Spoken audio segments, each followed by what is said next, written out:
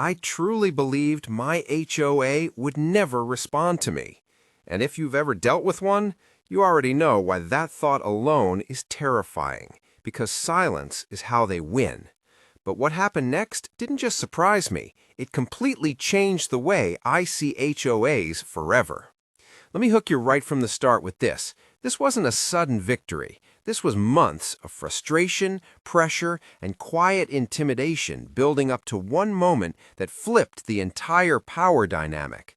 And if you're dealing with an HOA right now, stay with me, because the ending of this story matters more than the beginning.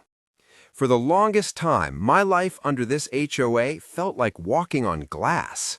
Every week, it was something new. A notice taped to my door, a fine added to my account, a warning letter filled with legal-sounding language designed to scare rather than explain. And no matter how many emails I sent, no matter how politely I asked for clarification, I got nothing back, just silence. Here's the first hard truth. HOAs use silence as a weapon. They hope you'll feel small, overwhelmed, and eventually give up.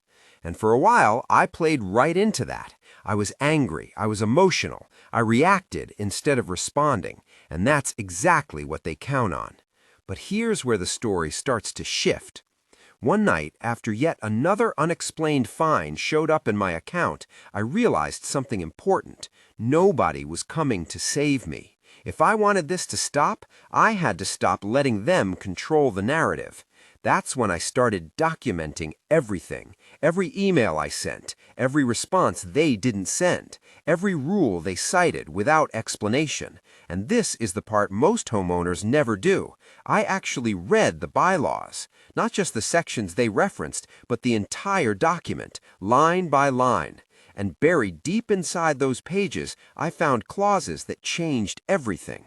Rules about notice requirements they hadn't followed, procedures they skipped, limitations on fines they ignored. Suddenly, their authority didn't look so absolute anymore. Here's the hook. Knowledge is what scares HOAs the most. From that point on, my communication changed completely. No more emotional emails, no more long explanations. Every message I sent was calm, professional, and backed by their own rules. I cited sections, I referenced dates, I asked specific questions that demanded specific answers. And that's when something strange happened. The fines stopped increasing, but still no response. Until one morning, I was scrolling through my inbox, expecting nothing, when I saw a subject line that made my heart skip. Response to your previous correspondence. For a moment, I honestly thought it was a mistake. After months of ignoring me, the HOA was finally answering. And right there, before I even opened the email, I knew something had changed. Here's another hook. HOAs don't respond unless they feel exposed. As I read the email, I had to read it twice to make sure it was real. They acknowledged my concerns, they referenced my previous messages, they admitted there had been miscommunication and procedural oversights. That wording alone told me everything I needed to know.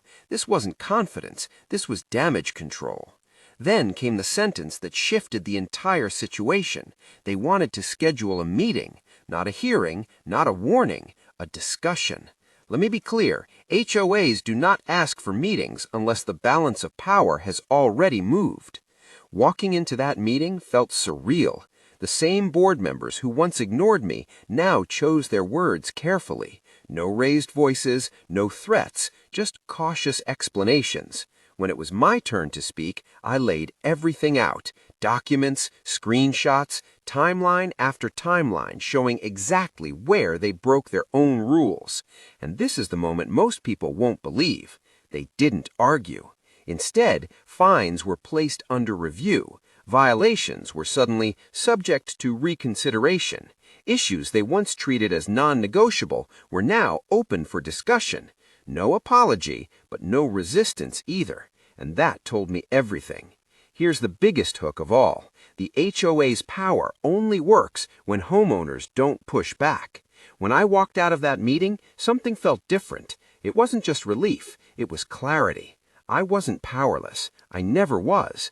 The system just depends on homeowners not knowing their rights, not keeping records, and not standing firm.